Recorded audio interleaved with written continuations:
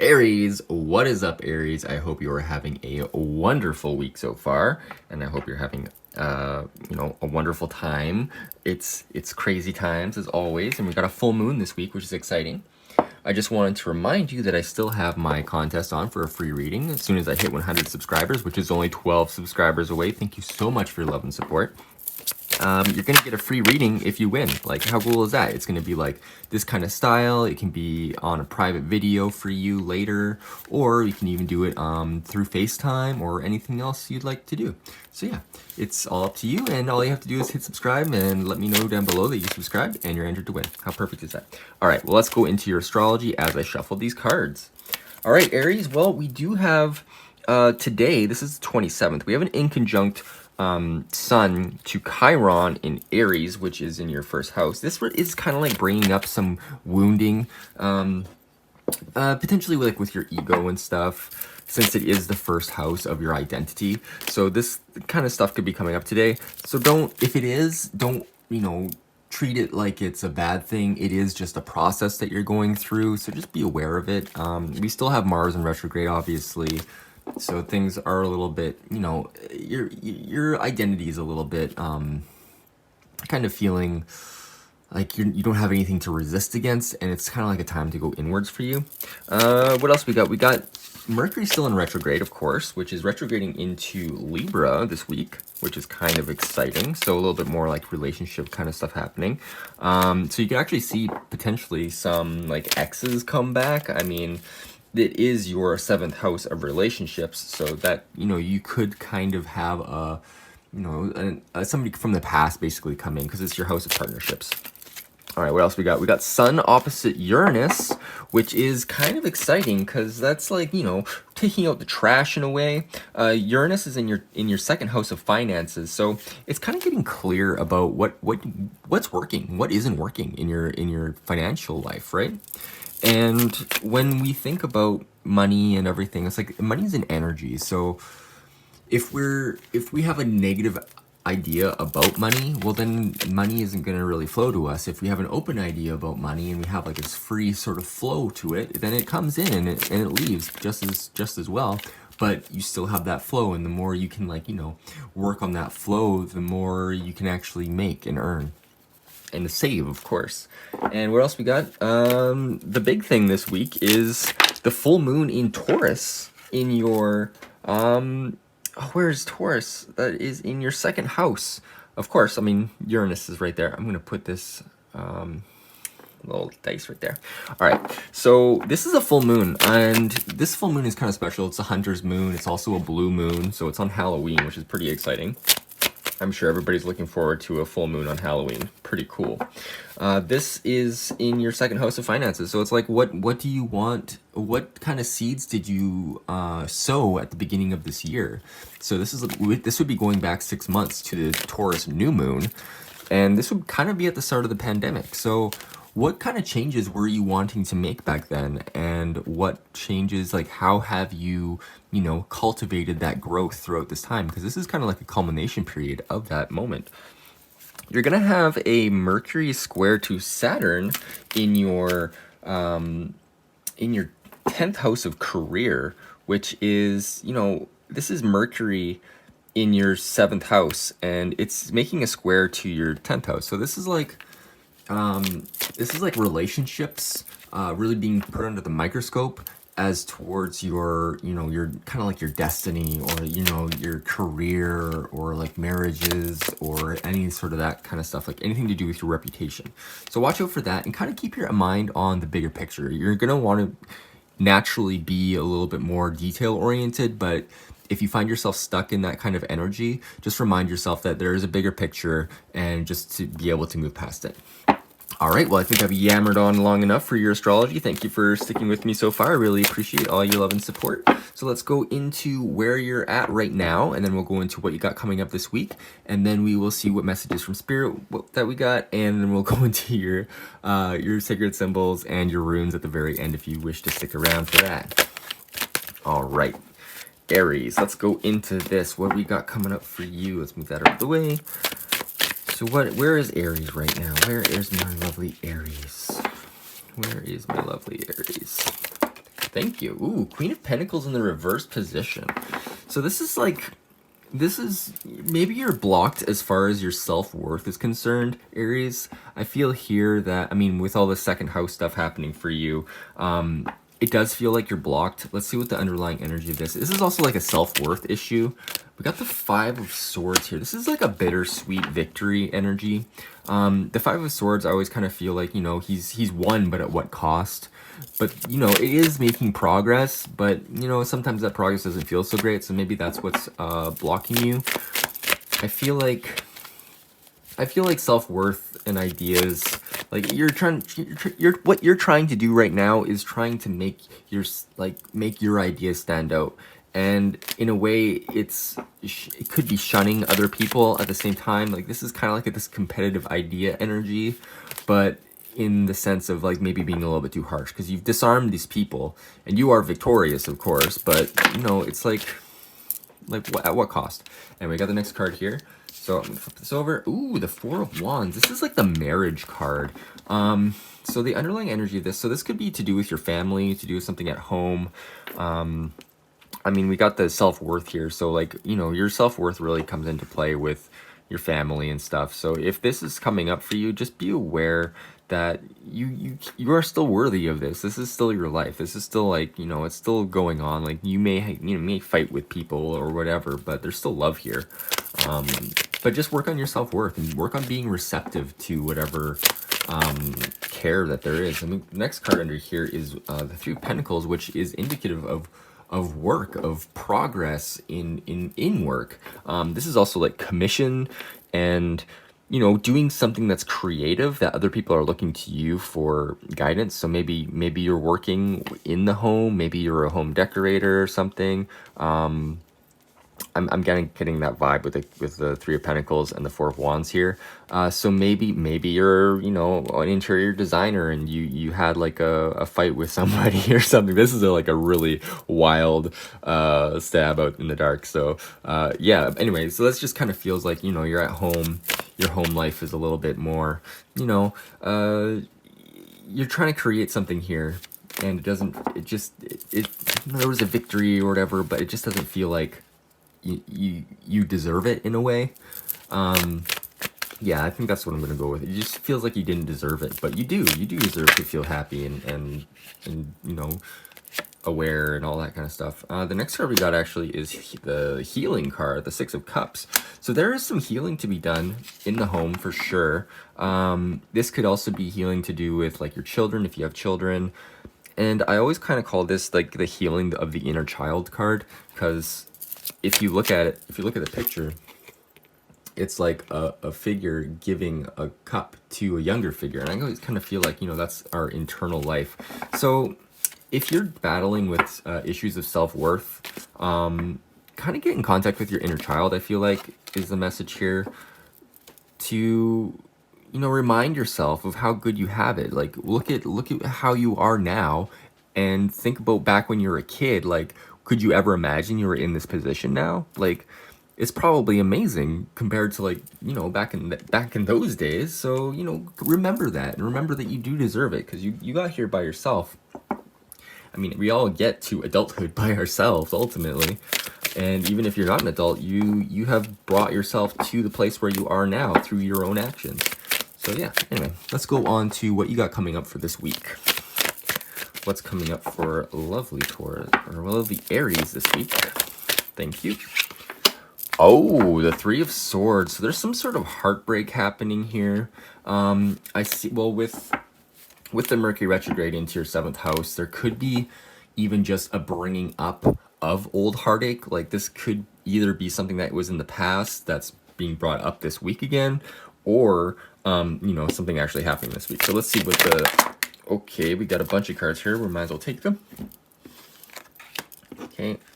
So the Six of Swords here, I feel like the Six of Swords... Let's put this at the bottom here. The Six of Swords here, I feel like this is...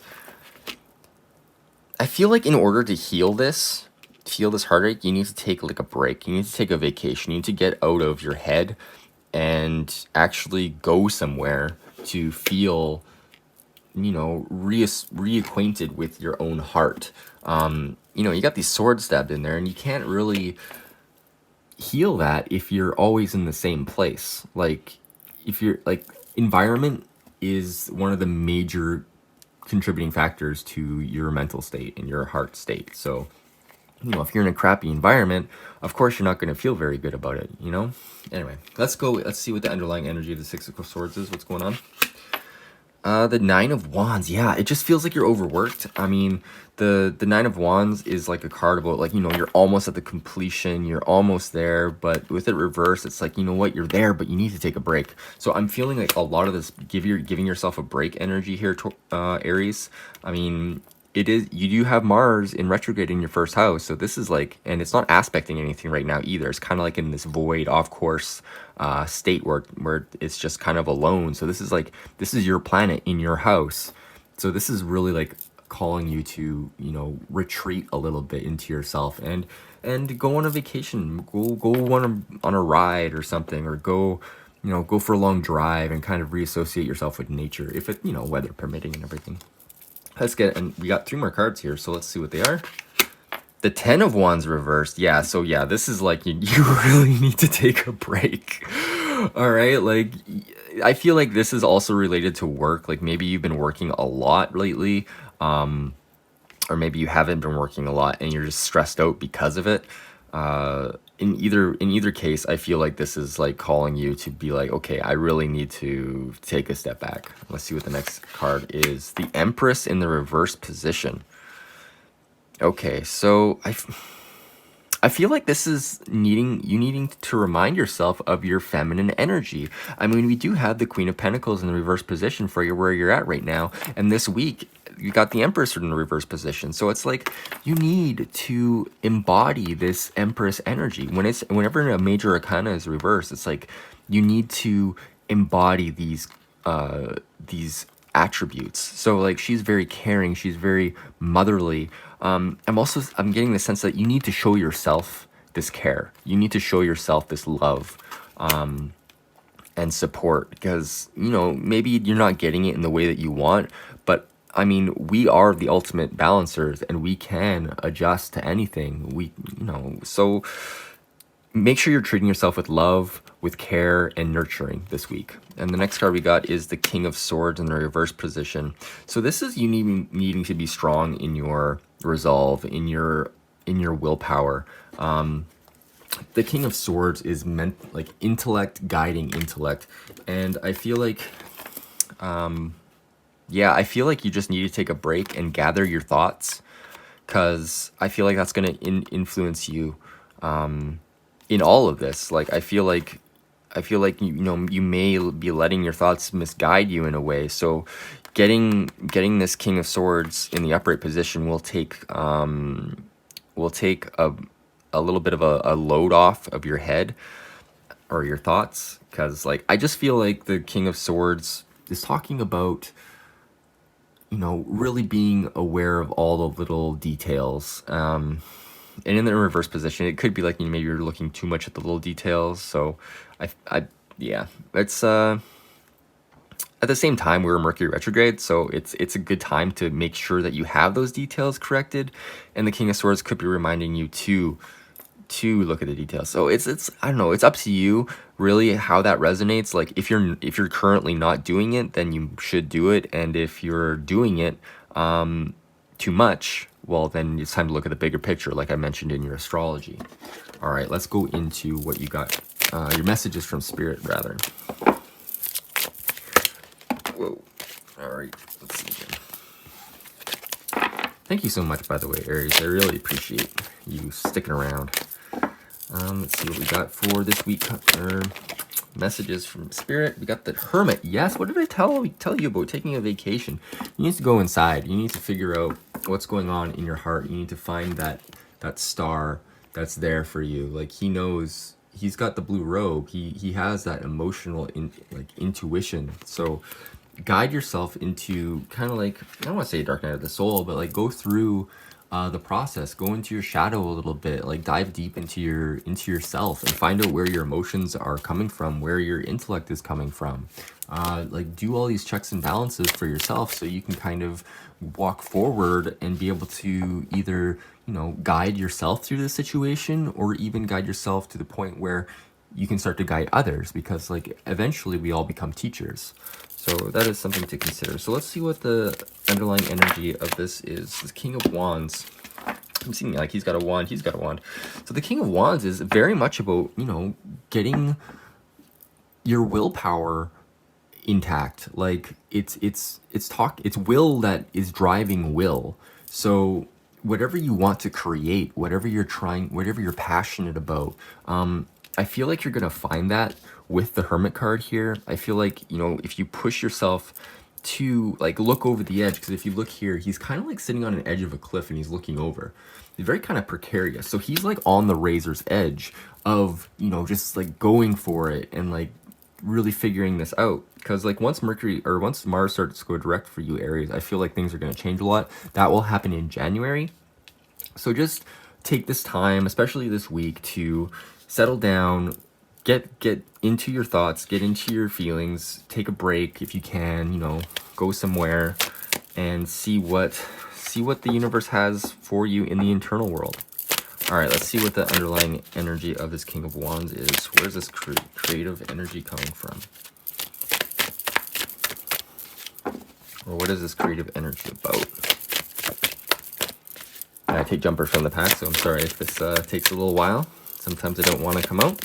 It's also your energy. If you're not focused on the energy, then they won't pop out. That's just how it goes. All right, Aries, let's see here. Oh, okay, we got two cards here. So the Seven of Wands in the reverse position, I feel like this is you're not wanting to be combative. You're not wanting to constantly be, you know, defending your beliefs, defending your ideas, defending what you're doing. Like, you don't want to do that. You want to live in a sort of like harmonious kind of energy, but you're constantly having to decide or balance things in your head. Like you're in between ideas, and this can be very taxing for you. I just feel like the Two of Swords here is like, you know what, I don't know what to choose. And the water here is fairly calm. I mean, it's a little bit wavy, but it is fairly calm, and there's no big waves. So it's like this isn't a real like pressing situation, but it is taxing you mentally. So just be aware of that and take that break, take that vacation. You need something. You need a break from your current reality in order to see what reality is waiting for you. All right. Let's go into your sacred symbols and see what the cards have to say for you. All right, we got our first card. Thank you so much. We got fire. Yeah, this is the passion that you need to. The King of Wands here. I feel like, you know, really getting into that is important, especially something to do with the home, family. What else do we got here? This is also transmutation, like taking something. Like fire is the ultimate transmuter. Like it takes earth and puts it into air. Like it skips a whole step. It's like a sublimation process of taking a solid and turning it into a gas.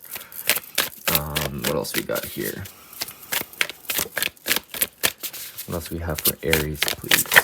Oh, we got two more cards for Aries. Thank you. First card is protection. So yeah, you may feel like you're not protected, or you may feel like this is kind of like all coming down on you, but you are protected no matter what you do. So if you're wanting to take a vacation or something, I mean, this heartache always kind of sucks, but just know that you're protected. I mean, don't be reckless or anything, of course, because that, you know, that always kind of lowers your chances, but know that no matter what, you're protected by your guides, and that is always very good. All right, the next card we got is the Talisman card, which is amazing. I love the Talisman card because talismans bring things towards you. So if you want love, if you want money, you want options, like if you want like to figure out your home or something, you can always draw a talisman, like a key, or, you know, even the protection. Like if you were to draw this on yourself, the Helm of Awe, that is a talisman. So you can draw that on yourself, you can draw that on a piece of paper, you can draw it on, you know, anything, and then you can charge it up with your breath, and the talismans bring things towards you. So protection. Say you drew this on yourself, you bring that towards you. Say you draw the element of fire on yourself, you're bringing the element of fire and passion towards you. So you can work with talismans in any way, really. And amulets are things that keep things away from you. So if you, talismans and amulets work really well together. So if you say you want an amulet and you draw a sigil or something that represents, you know, lack or heartbreak, you can draw a talisman for that on one, or an amulet rather. And then you want, say you want money, you want love, you want abundance, you draw a talisman for that, and you keep them together, or like you use them together but keep them somewhat apart, and that way you can generate from both the expressing and the accepting kind of realm, kind of like this give and receive energy. Let's see what we got here for your rune. Thank you so much for sticking around with me so much. I mean, I appreciate it so much. Let's see what we got for Aries. Thank you. Okay, we got the stance. I believe this is stance. This is constraint, actually. What is it? It's Nauthis. Let's see here. Yeah, Nauthis. 74. I believe this is constraint, which isn't a bad thing. What is this? 74? Oh, I can't read. All right, Nauthis. As a part of the cycle of self-transformation, Nauthis is a great teacher disguised as the bringer of pain and limitation. It has been said that only at the point of our greatest darkness do we become aware of the light within us, which we have come to recognize as the true creative power of the self. When something within us is disowned, that which is disowned wreaks havoc. A cleansing is required here. In undertaking it, you will fund a will and strengthen character. Begin with what is most difficult and proceed to what is easy. Remember that suffering, in its original sense, merely meant undergoing. And if you are required to undergo the dark side of your passage, to control your anger, to restrain your impulses, to keep your faith firm, all this is at issue here. Modesty and good temper are essential at such a time. Now, this is what I was saying about like going into the darkness. Like going into the shadow and finding out with the help of the hermit here, finding your passion, finding out what you're passionate about, like what makes you go, because like that's what this drives us, you know. So yeah, do a cleansing, do whatever you can, do an amulet for cleansing or an amulet for, you know, whatever you want, and then make a talisman, do whatever you can, because anything you do is just goes to help you, you know. So you get out what you put in, and if you put in the magic, you're gonna get the magic back. All right, well, I hope you enjoyed this reading, Aries. I hope you have a fantastic full moon and a great week, and I will see you next week.